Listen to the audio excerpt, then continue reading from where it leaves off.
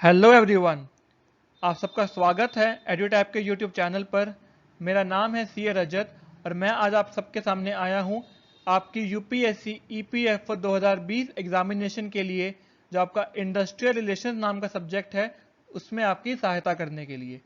Industrial relation subject आप सब जानते हैं एक कम्प्लीटली थ्योरेटिकल सब्जेक्ट है, तो आप सबके लिए ये सब्जेक्ट काफ़ी नया भी होगा क्योंकि ये सब्जेक्ट काफ़ी एग्जामिनेशन में नहीं देखा जाता। अब हम अपने छात्रों के लिए, अपने स्टूडेंट्स के लिए क्या लेकर आए हैं, हम कंप्लीट डिटेल कोर्स लेकर आए हैं जिसके बारे में आप जानकारी ले सकते हैं। नीचे हमारी वेबसाइट दी गई है, वहाँ पे जाके आप कंप्लीट जानकारी ले सकते हैं। साथ ही साथ हमारे यूट्यूब पे जो छात्र हमारे साथ जुड़े हैं उनके लिए हम कुछ इंपॉर्टेंट टॉपिक्स लेकर आए हैं। उन इंपॉर्टेंट टॉपिक्स के साथ साथ कुछ इंपॉर्टेंट क्वेश्चंस भी लेकर आए हैं, और स्पेशली वो टॉपिक्स ऐसे होंगे जिनमें से पहले भी 2017 एग्जामिनेशन में भी उन टॉपिक्स में से सवाल पूछे जा चुके हैं, या फिर जो आपका यूपीएससी ईपीएफओ डिपार्टमेंट एक और एग्जामिनेशन आपका कंडक्ट करवाया गया था असिस्टेंट प्रोविडेंट फंड कमिश्नर के लिए, उसके जो इंपॉर्टेंट टॉपिक्स हैं, उसके जो इंपॉर्टेंट क्वेश्चंस हैं, वो भी हम आपके लिए यहाँ पे डिस्कस करेंगे। तो आज जो लेक्चर 1 है हमारा, वो है theoretical perspectives of industrial relations के बारे में। इस टॉपिक में से भी यूपीएससी ईपीएफओ ने आपसे 2017 एग्जामिनेशन में एक सवाल पूछा था। पहले मैं आपको सारा टॉपिक समझाऊंगा, उसके बाद हम वो सवाल भी देखेंगे और फिर हम जान पाएंगे कि आप खुद से वो सवाल सही से अटेम्प्ट कर पा रहे हैं या नहीं। ठीक है, तो आइए हम वीडियो को स्टार्ट करते हैं।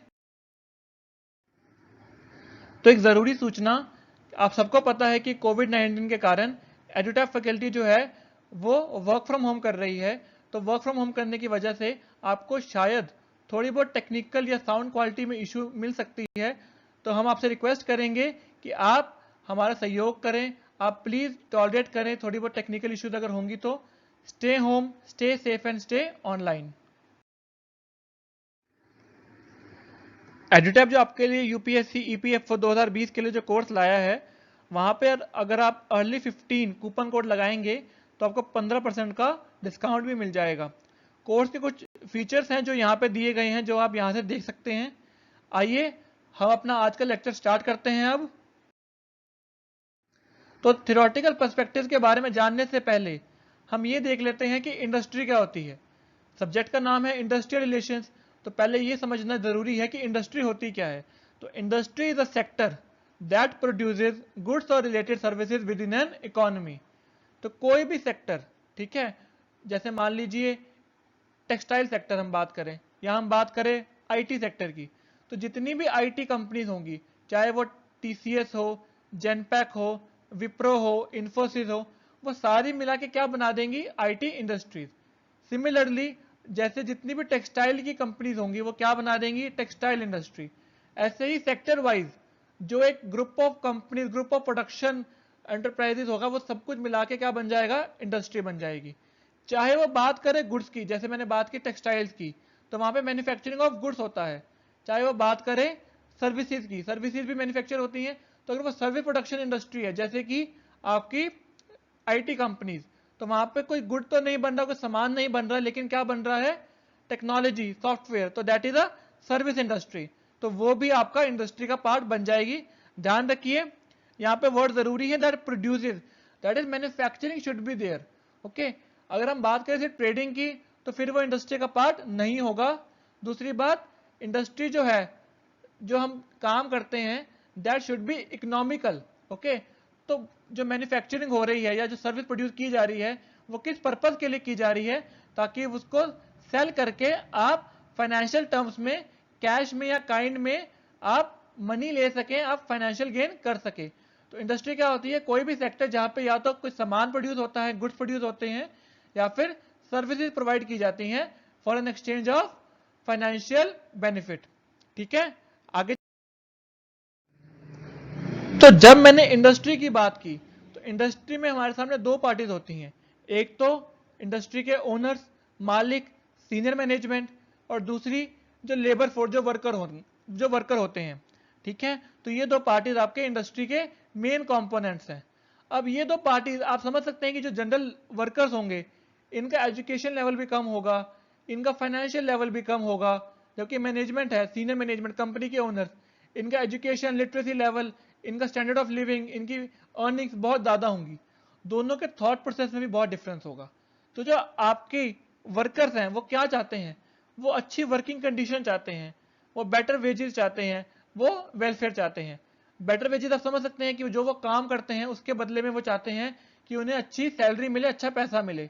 गुड वर्किंग कंडीशन आप जानते हैं कि क्या होगा कि जिस फैक्ट्री में वो काम करते हैं, जिस इंडस्ट्री में वो काम करते हैं, वहाँ वर्किंग कंडीशन एटलीस्ट काम करने लायक हो। ऐसा ना हो कि उन्हें बहुत ही ज़्यादा गर्मी में या बहुत ही ज़्यादा पॉल्यूटेड एरिया में काम करना पड़ जाए। और वेलफेयर, वो चाहते हैं कि जो बेनिफिट्स सरकार देती है, जैसे कि सोशल सिक्योरिटी बेनिफिट सरकार देती है, आपको मैटरनिटी बेनिफिट सरकार देती है, आपको अच्छा रहने के लिए क्लीन वाटर प्रोवाइड की जाना चाहिए, आपको सैनिटेशन फैसिलिटी होनी चाहिए, आपके बच्चों को एजुकेशन प्रोवाइड होनी चाहिए। तो ये सारी वेलफेयर फैसिलिटीज भी वो चाहेंगे कि इंडस्ट्री उनको प्रोवाइड करे।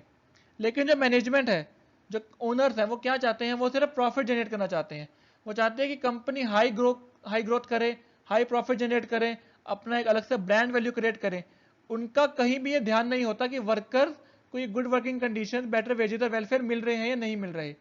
और इनका ये बिलीव होता है कि अगर हम वर्कर्स को बेटर वेजेस दे देंगे, हम वर्कर्स को अच्छी वर्किंग कंडीशन दे देंगे, तो हमारा जो ये प्रॉफिट का हिस्सा है ये कम हो जाएगा। और अगर वर्कर्स को अच्छी वर्किंग कंडीशन की आदत हो जाएगी, अच्छी वेजेस की आदत हो जाएगी, तो वो और डिमांड करेंगे, और डिमांड करने की वजह से उनका स्टैंडर्ड ऑफ लिविंग अच्छा हो जाएगा, वो एजुकेटेड हो जाएंगे। और अगर मैनेजमेंट को कुछ उनसे ऐसे बात करवानी हो, कुछ अपनी बात मनवानी हो, तो फिर मैनेजमेंट उनसे बात नहीं मनवा पाएगी। तो मैनेजमेंट के मन में सिर्फ ये होता है कि अपना प्रॉफिट जनरेट करो, और वर्कर्स को अगर अच्छी कंडीशन मिल रही है तो भी ठीक है, उनकी कंडीशन इंप्रूव करने की ज्यादा जरूरत नहीं है। तो दोनों के माइंडसेट में, थॉट प्रोसेस में कंफ्लिक्ट आ गया। तो इसी कंफ्लिक्ट को डील करने के लिए इंडस्ट्रियल रिलेशंस को बनाया गया है। इंडस्ट्रियल रिलेशंस कुछ नहीं है, जो ये हमारी दो पार्टीज हैं, मैनेजमेंट और वर्कर्स, इनके बीच का जो रिलेशंस है उसको समझने के लिए इंडस्ट्रियल रिलेशंस में बहुत सी प्रोविजंस हैं, थ्योरीज हैं और माइंडसेट्स हैं। बेसिकली दोनों का थॉट प्रोसेस अलग है, तो थॉट प्रोसेस को कैसे डील किया जाए, एक कॉमन पेज पे कैसे आया जाए ताकि कोई भी कंफ्लिक्ट ना हो, कोई भी डिस्प्यूट ना हो, उसके लिए हम इंडस्ट्रियल रिलेशन में पढ़ेंगे। तो जो हमारा आज का topic, theoretical perspectives of industrial relations. तो इंडस्ट्रियल रिलेशन सब्जेक्ट में तो बहुत से आपके थ्योरीज हैं, लेकिन ये जो थ्योरेटिकल पर्सपेक्टिव्स हैं, ये बेसिक इंडस्ट्रियल रिलेशन के थ्योरेटिकल पर्सपेक्टिव्स हैं। तो यहाँ जो हम थ्योरेटिकल पर्सपेक्टिव पढ़ने वाले हैं, यहाँ पे पहले हम 4 थ्योरेटिकल पर्सपेक्टिव्स पढ़ेंगे जो आपके बेसिक्स को आपको स्ट्रॉन्ग करेंगे। कुछ नहीं है, ये सिर्फ आपके जो वर्कर्स और मैनेजमेंट है, इनके थॉट प्रोसेस के बारे में बात करेंगे। तो आइए हम स्टार्ट करते हैं अपने theoretical perspectives of industrial relations. तो जब हम इंडस्ट्रियल रिलेशनशिप की थ्योरीज की बात करते हैं तो हमारे सामने 4 थ्योरीज आती हैं। पहला है सिस्टम मॉडल, दूसरा है यूनिटरी पर्सपेक्टिव, तीसरा है प्लूरलिस्ट थ्योरी और चौथा है रेडिकल पर्सपेक्टिव। 4 है और चारों के बीच में बहुत ही क्रिस्प एंड क्लियर डिफरेंस है। तो सब सिस्टम मॉडल के बारे में, जैसे कि आप डायग्राम में देख सकते हैं, सिस्टम मॉडल ट्राइपार्टीट है, मतलब उसमें 3 पार्टीज इन्वॉल्व हैं। कौन कौन सी 3 पार्टीज? एक तो वर्कर्स, एक आपकी मैनेजमेंट और तीसरी गवर्नमेंट। तो 3 पार्टीज के इन्वॉल्व होने की वजह से इसे हम क्या कहेंगे? System model is tripartite in nature. ठीक है। और जो ये तीनों पार्टीज हैं, जो ये तीनों एक्टर्स हैं, ये क्या काम करते हैं? ये अपने एक्सटर्नल एनवायरनमेंट से इन्फ्लुएंस हो जाते हैं। ये अपने एक्सटर्नल एनवायरनमेंट से इन्फ्लुएंस हो जाते हैं। और जो एक्सटर्नल एनवायरनमेंट है वो किस चीज से बनता है? वो टेक्नोलॉजी से बनता है, वो मार्केट के इक्वेशन से बनता है, वो डिमांड सप्लाई से बनता है। अब आपको मैं सिंपल एग्जांपल देता हूं। इंडिया की बात करें और यूएसए की बात करें, तो इंडिया में आपने ये चीज देखी है कि जो लेबर है, जो एग्रीकल्चर लेबर है, वो आज भी मैन्युअली काम करती है, वो आज भी पुराने तरीकों पे, ट्रेडिशनल अप्रोच पे डिपेंडेंट है। लेकिन अगर हम यूएसए की बात करें तो यूएसए में जो लेबर है वो ट्रेडिशनल तरीके से काम नहीं करती, मॉडर्न इक्विपमेंट यूज करती है, और जिसकी वजह से उनकी सैलरी अच्छी होती है, वेजेस अच्छी होती है, क्योंकि उनकी जो फसल होती है, जो उनकी हार्वेस्ट होती है, वो काफी अच्छा होता है। उसकी वजह से उन्हें बेटर सैलरी, बेटर वेजेस मिलती है, जिसके कारण उनका स्टैंडर्ड ऑफ लिविंग अच्छा होता है। अब वहां स्टैंडर्ड ऑफ लिविंग अच्छा है तो वहां पे प्रॉब्लम्स कुछ और होंगी, वहां पे स्टैंडर्ड ऑफ लिविंग को इंप्रूव करने के रिगार्डिंग प्रॉब्लम्स होंगी। जबकि इंडिया में प्रॉब्लम क्या होंगी? इंडिया में होंगी कि उनको एक डिसेंट वेजेस मिले, डिसेंट स्टैंडर्ड ऑफ लिविंग मिले, क्योंकि इंडिया में जो प्रॉब्लम्स हैं वो और ज्यादा ग्रास रूट लेवल पे होंगी। तो जो रेगुलेशंस बनाए जाएंगे गवर्नमेंट के द्वारा वो उन प्रॉब्लम्स को डील करता होगा। लेकिन जो फॉरेन में, जो यूएसए में, क्योंकि टेक्नोलॉजिकल एडवांसमेंट है, वहां पर जो भी रेगुलेशन बनाई जाएंगी वो इस बात को मद्देनजर रखते बनाई जाएगी कि वहां पे लोगों का स्टैंडर्ड ऑफ लिविंग इंडिया से तो बेटर है। अब उनको कुछ और प्रॉब्लम्स होंगी तो उन प्रॉब्लम्स को डील करने के लिए वहां पे रेगुलेशन एंड रूल्स बनाए जाएंगे। तो क्योंकि दोनों कंट्रीज की टेक्नोलॉजिकल डेवलपमेंट में डिफरेंस है, इसलिए वहां का जो गवर्नमेंट है वो भी दोनों के लिए अलग रूल्स बनाएंगी। वहां की मैनेजमेंट और जो वर्कर्स के बीच में जो प्रॉब्लम्स हैं वो भी अलग तरह की होंगी। अब सिस्टम मॉडल के बारे में कुछ सिंपल सी बातें। सिस्टम मॉडल को किसने प्रपोज किया था? डनलॉप ने प्रपोज किया था। नाम याद रखना आपके लिए जरूरी है। और जैसे कि मैंने आपको बताया सिस्टम मॉडल में 3 एक्टर होते हैं। मैंने बता चुका हूं आपको, ये ट्राइपार्टीट है। तो 3 एक्टर्स कौन से होंगे? एक तो मैनेजमेंट होगी, दूसरा वर्कर्स और वर्कर्स की यूनियन होगी, और तीसरा गवर्नमेंट और गवर्नमेंट की एजेंसीज होंगी। आगे चले unitary perspective. I hope system model आपको क्लियर हो चुका होगा। जब मैं बात करता हूं यूनिटरी पर्सपेक्टिव की तो 2 पार्टीज इन्वॉल्व हैं, एक है आपकी वर्कर्स और एक है आपके मैनेजमेंट। तो यूनिटरी पर्सपेक्टिव क्या कहता है कि वर्कर्स और मैनेजमेंट के बीच में कभी कोई लड़ाई होनी ही नहीं चाहिए। वर्कर्स और मैनेजमेंट के बीच में कभी कोई लड़ाई होनी ही नहीं चाहिए, क्योंकि दोनों का ऑब्जेक्टिव क्या है कि कंपनी ग्रो करे, कंपनी ज्यादा प्रॉफिट जनरेट करे। तो दोनों को मिलकर क्या करना चाहिए? कंपनी के जो कॉमन ऑब्जेक्टिव है दैट इज द ग्रोथ, उसको अचीव करने के लिए दोनों को मिलकर काम करना चाहिए। किसी भी प्रकार के कंफ्लिक्ट में उनको किसी भी प्रकार का कंफ्लिक्ट में उनको हिस्सा नहीं लेना चाहिए। दूसरी बात ये क्या कहता है कि enterprise is a social system और unitary organisation made of management and workers both having the common objective. मैंने आपको बताया कि दोनों का कॉमन ऑब्जेक्टिव क्या है? कंपनी की high growth, high profit, high efficiency. तो इसलिए जब ऑब्जेक्टिव ही कॉमन है तो कोई भी कंफ्लिक्ट नहीं हो सकता। ये बात मैं नहीं कह रहा, ये बात यूनिटरी पर्सपेक्टिव कहता है। हर पर्सपेक्टिव में अलग अलग तरीके से बात लिखी गई है। जैसे जैसे ही इस पर्सपेक्टिव को जिसने इंटरप्रेट किया है उसके अकॉर्डिंग जो बात थी वो हम यहाँ पे पढ़ने वाले हैं। तो according to this theory all the action and ideal of management and the state are right and rational. ये बात इंपॉर्टेंट है, मार्क कर लीजिए कि इस थ्योरी के अकॉर्डिंग जो भी मैनेजमेंट ने कह दिया वो सही है, वही पत्थर की लकीर है और वर्कर्स को वो मानना चाहिए। और अगर वर्कर्स के कुछ एक्शन या वर्कर्स के कुछ बिलीफ मैनेजमेंट के अगेंस्ट होते हैं, अगर वर्कर्स के कोई एक्शन या बिलीफ मैनेजमेंट के अगेंस्ट होते हैं तो वर्कर्स के बिलीफ गलत है, इररेशनल है, और वर्कर्स को किसी भी प्रकार का कंफ्लिक्ट मैनेजमेंट के साथ नहीं करना चाहिए। तीसरी बात ये थ्योरी कहती है कि trade unions are an outcome of imperfection, कि क्योंकि वर्कर्स के बिलीफ और वर्कर्स के एक्शन मैनेजमेंट के खिलाफ तो हो ही नहीं सकते, कन्फ्लिक्ट का कोई स्कोप है ही नहीं, तो ट्रेड यूनियंस की फॉर्मेशन भी नहीं होनी चाहिए। और अगर ट्रेड यूनियंस फॉर्म होती हैं तो वो इस बात का प्रतीक है कि मार्केट में इनपरफेक्शन है, इंडस्ट्री में इनपरफेक्शन है। ट्रेड यूनियंस वर्कर्स की वेलबींग के लिए नहीं होती, बल्कि ट्रेड यूनियंस किस लिए होती हैं कि मैनेजमेंट को वर्कर्स को मैनेजमेंट के अगेंस्ट उकसा सके, भड़का सके। ऐसा मैं नहीं कह रहा, ऐसा यूनिटरी पर्सपेक्टिव कहता है। तो आई होप आपको यूनिटरी पर्सपेक्टिव का मतलब भी समझ आ चुका होगा। सिस्टम मॉडल में क्या था कि 3 पार्टीज थी और तीनों पार्टीज अपने एक्सटर्नल एनवायरनमेंट से इन्फ्लुएंस होती थी। यूनिटरी पर्सपेक्टिव में क्या था कि दोनों वर्कर्स और मैनेजमेंट का कॉमन गोल है कंपनी का high profit, high efficiency, high growth, और मैनेजमेंट ने जो कह दिया वर्कर्स के लिए वो पत्थर की लकीर है, वही रैशनल है और राइट है, और वर्कर्स को उसके अगेंस्ट कुछ भी नहीं सोचना चाहिए। और ट्रेड यूनियंस अगर बनती हैं तो वो इम्परफेक्शन का पार्ट है, they are an outcome of imperfection. Trade unions नहीं बननी चाहिए, ठीक है।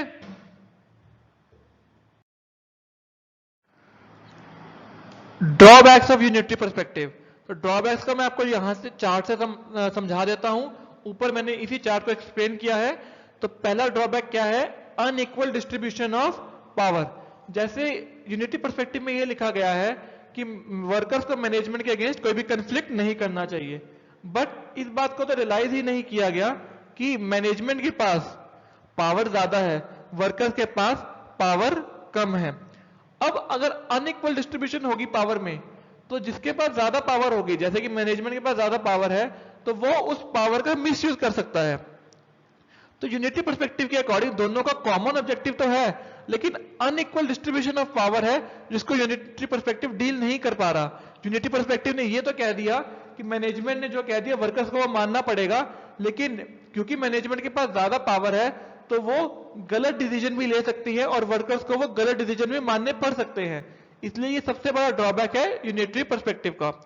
दूसरी बात ये कहा गया है कि conflict is seen as negative. देखिए कंफ्लिक्ट हमेशा नेगेटिव नहीं होता। अगर आप अपने घर पे भी बात करें कि घर पे भी आपके अपने पर्सनल रिलेशनशिप हैं, जैसे हस्बैंड वाइफ का रिलेशन है, उसमें अगर हस्बैंड वाइफ के बीच में भी किसी प्रकार की लड़ाई हो जाती है, कंफ्लिक्ट हो जाता है, तो दोनों क्या करते हैं, दोनों किसी बात कॉमन पॉइंट पे आते हैं और दोनों एक दूसरे को थोड़ा थोड़ा अंडरस्टैंड करते हैं, एक कॉमन पेज पे आते हैं, जिससे कंफ्लिक्ट का जो मेन रीजन है वही रिजॉल्व हो जाता है। तो conflict is always not negative, conflict is rather an opportunity to achieve harmony. कि कंफ्लिक्ट को एक पॉजिटिव चीज माना जाना चाहिए कि कंफ्लिक्ट से क्या हो जाता है, दोनों पार्टीज हार्मनी, एकजुटता अचीव कर सकती है, कि वो दोनों एकजुट होके रह सकते हैं। Third is it believes in the common interest of all stakeholders but does not propose ways to identify this common interest. तो इस थ्योरी ने ये तो बता दिया कि दोनों पार्टीज का, मैनेजमेंट और वर्कर्स का कॉमन इंटरेस्ट है, लेकिन ये नहीं बताया कि इस कॉमन इंटरेस्ट को फुलफिल करने के तरीके क्या है। तो इतना बताना जरूरी है कि कॉमन इंटरेस्ट है, पर ये तो बताइए कि इस कॉमन इंटरेस्ट को कैसे अचीव किया जा सके। तो यूनिटरी पर्सपेक्टिव के 3 ड्रॉबैक बताए गए हैं कि दोनों के बीच में अनइक्वल डिस्ट्रीब्यूशन ऑफ पावर है, कंफ्लिक्ट को यूनिटरी पर्सपेक्टिव नेगेटिव मानता है जबकि कंफ्लिक्ट हमेशा नेगेटिव नहीं होती, और ये इस बारे में तो बताता है कि दोनों के कॉमन इंटरेस्ट है, लेकिन इस बारे में नहीं बताता कि इस कॉमन इंटरेस्ट को अचीव कैसे किया जाए। अब हम बात करते हैं प्लूरलिस्ट थ्योरी की। तो ये थ्योरी क्या कहती है कि conflict can be there but they can be manage by rules and regulation by the company और द स्टेट इंटरवेंशन। तो ये कह रही है, जैसे यूनिटरी पर्सपेक्टिव ने तो कह दिया कि कंफ्लिक्ट हो ही नहीं सकते, ये थ्योरी उसकी उल्टी है। ये थ्योरी क्या कहती है कि कंफ्लिक्ट तो होने लाजमी है, क्योंकि कंफ्लिक्ट तो होंगे जहां 2 पार्टीज इन्वॉल्व होंगी और दोनों के ऑब्जेक्टिव्स अलग होंगे। मैंने आपको बताया मैनेजमेंट हाई प्रॉफिट चाहती है, लेकिन वर्कर्स हाई वेजेस चाहते हैं, बेटर स्टैंडर्ड ऑफ लिविंग चाहता है। तो जहां 2 अलग अलग पार्टीज होंगी तो वहां पे कंफ्लिक्ट तो होगा ही होगा, लेकिन कंफ्लिक्ट को रिजॉल्व किया जा सकता है कैसे, रूल्स एंड रेगुलेशन बना के और स्टेट यानी कि गवर्नमेंट की इंटरवेंशन से। तो अगर गवर्नमेंट बीच में दखल अंदाजी करेगा, इंटरवेंट करेगा, तो फिर कंफ्लिक्ट को रिजॉल्व किया जा सकता है। और ये थ्योरी कंफ्लिक्ट रेजोल्यूशन टेक्निक्स के बारे में भी फोकस करती है कि किस किस तरीके से अगर कोई कंफ्लिक्ट हो जाता है तो उसको कैसे रिजॉल्व किया जा सकता है। Pluralist perspective views conflict as a natural outcome in an organisation due to presence of group with divergent interest. जैसे मैंने आपको बताया कि जैसे कि अलग अलग पार्टीज है, उन अलग अलग पार्टीज का क्या है, इंटरेस्ट जो है वो अलग अलग है, तो इसलिए कंफ्लिक्ट तो होना ही लाजमी है। प्लूरलिस्ट थ्योरी ऑफ फ्लैंडर्स, पूरा नाम है प्लूरलिस्ट थ्योरी ऑफ फ्लैंडर्स, ये यूनिटरी थ्योरी का ऑपोजिट है। यहां पे दोनों पार्टी का कॉमन ऑब्जेक्टिव क्या है, कंपनी की ग्रोथ, कंपनी का मेंटेनेंस, कंपनी का हाई प्रॉफिट, ठीक है। लेकिन ये थ्योरी ये नहीं मानती कि जो कंफ्लिक्ट है वो गलत है। ये थ्योरी ये नहीं मानती कि जो कंफ्लिक्ट है वो गलत है। थ्योरी बस इतना मानती है कि कंफ्लिक्ट तो हो सकता है, लेकिन कंफ्लिक्ट रिजॉल्व भी हो सकता है। यूनिटरी पर्सपेक्टिव तो ये मानती थी कि कंफ्लिक्ट होना ही नहीं चाहिए, and the focus should be on how to handle it rather than how to avoid it. Unitary perspective का फोकस क्या था कि कंफ्लिक्ट को अवॉइड कैसे करना है, लेकिन प्लूरलिस्ट थ्योरी का फोकस क्या है कि कंफ्लिक्ट होना तो है, लेकिन उसको हैंडल कैसे किया जाए, इस पे हमारा फोकस होना चाहिए। Drawbacks of pluralist theory. सबसे पहला ड्रॉबैक क्या है, over emphasis on rules and procedure. तो ये जो थ्योरी है ना, ये बहुत ज्यादा रूल्स एंड प्रोसीजर पे डिपेंडेंट है। जैसे मैंने आपको बताया कंफ्लिक्ट होंगे, उसको रिजॉल्व करने के लिए हमें रूल्स एंड रेगुलेशंस को फॉलो करना होगा। तो ये थ्योरी ना हमें क्या कहता है कि आपके रूल्स एंड रेगुलेशन पे बहुत ज्यादा डिपेंडेंस बना देता है, और जब रूल्स एंड रेगुलेशन पे बहुत ज्यादा डिपेंडेंस हो जाता है ना, और स्टेट गवर्नमेंट पे, दैट इज गवर्नमेंट पे और आपके लेबर ऑर्गेनाइजेशन पे बहुत ज्यादा आपका डिपेंडेंस हो जाता है, तो वो सिचुएशन भी इंडस्ट्री के लिए बहुत ज्यादा फायदेमंद, बेनिफिशियल नहीं होती, क्योंकि इतने रूल्स एंड रेगुलेशंस को फॉलो करना बहुत मुश्किल हो जाता है।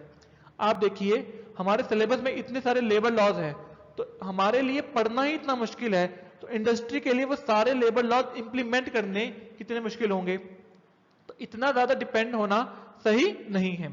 दूसरा, rules and procedures do not adapt to changing workplace conditions. अब आपको मैं अगर एक्ट बताऊंगा तो कुछ एक्ट जो हम पढ़ने वाले हैं वो 100 साल से भी पुराने हैं। ट्रेड यूनियंस एक्ट 1926 में आया था, फैक्ट्रीज एक्ट 1800 में आया था। तो 100 साल, 125 साल से भी पुराने एक्ट ऐसे हैं जो हमारे सिलेबस में है। उन एक्ट्स में इतनी जल्दी चेंज नहीं आता। और आप देखिए टेक्नोलॉजिकली हमारी कंट्री इतनी एडवांस हो चुकी है, with in the last 2 decades, 20 साल के अंदर ही हमारी टेक्नोलॉजी ने इतनी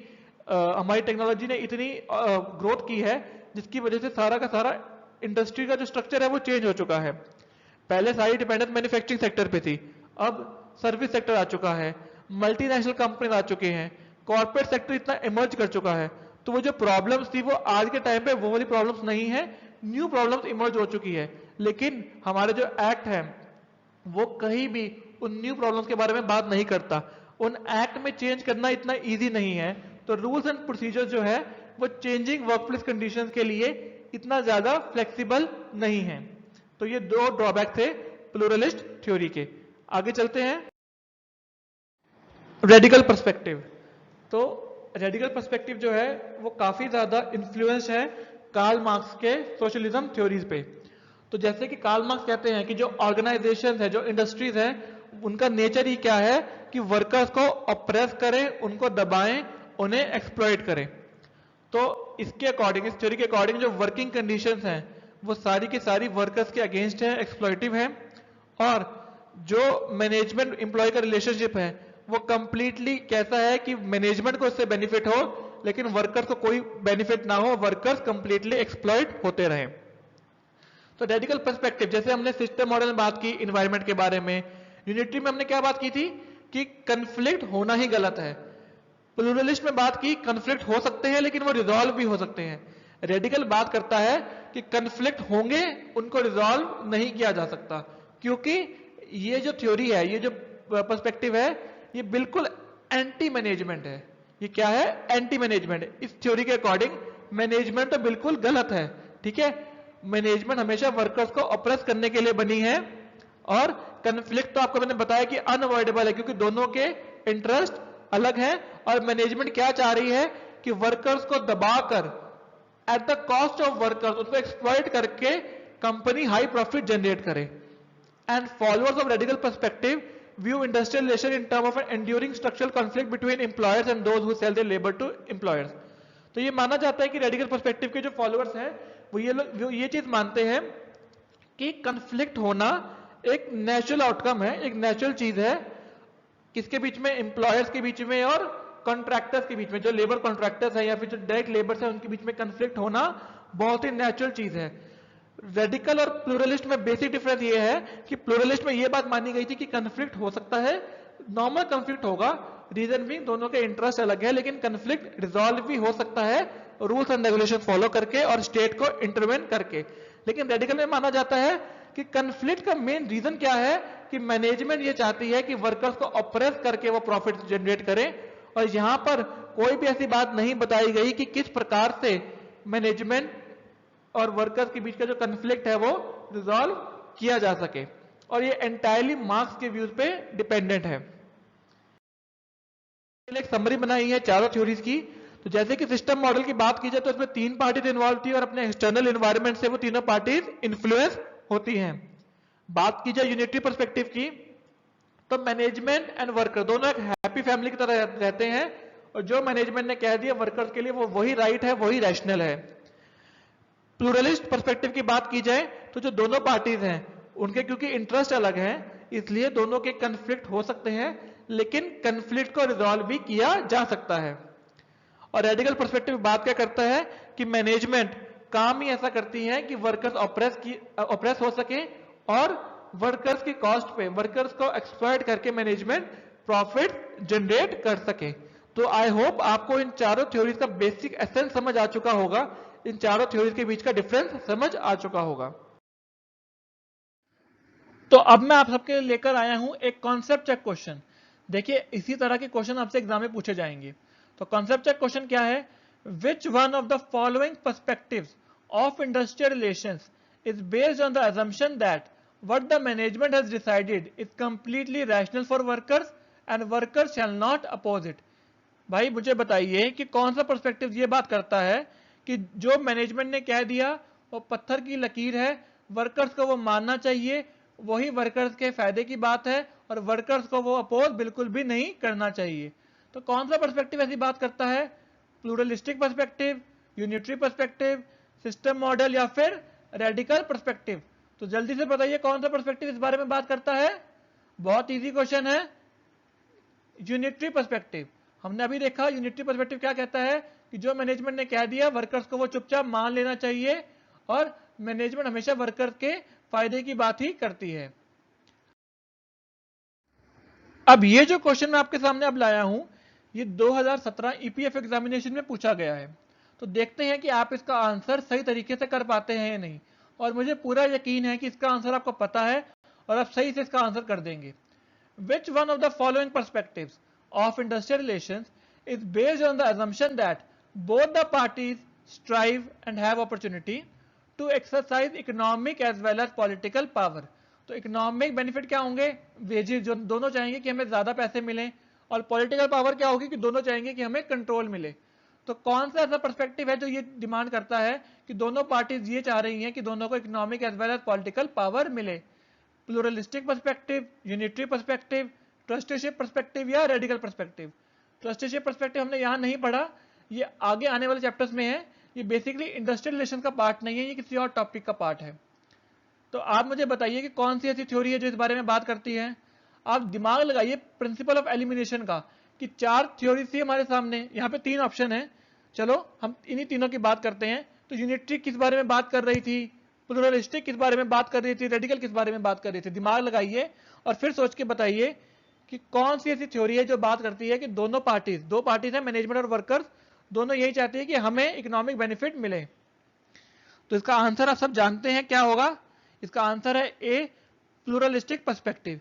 देखिए यूनिटरी में तो ये कहा गया था कि जो मैनेजमेंट ने कह दिया वर्कर्स को वो मान लेना चाहिए, वर्कर्स को डिमांड ही नहीं कर रहे थे। जब मैंने रेडिकल की बात की, रेडिकल तो ये कहता है कि मैनेजमेंट जो है वो वर्कर्स को ऑप्रेस करने के लिए बनी है। तो वहां भी हमने कहीं ये बात नहीं पढ़ी थी कि दोनों पार्टीज ये चाह रही है कि दोनों को पॉलिटिकल इकोनॉमिक बेनिफिट मिले।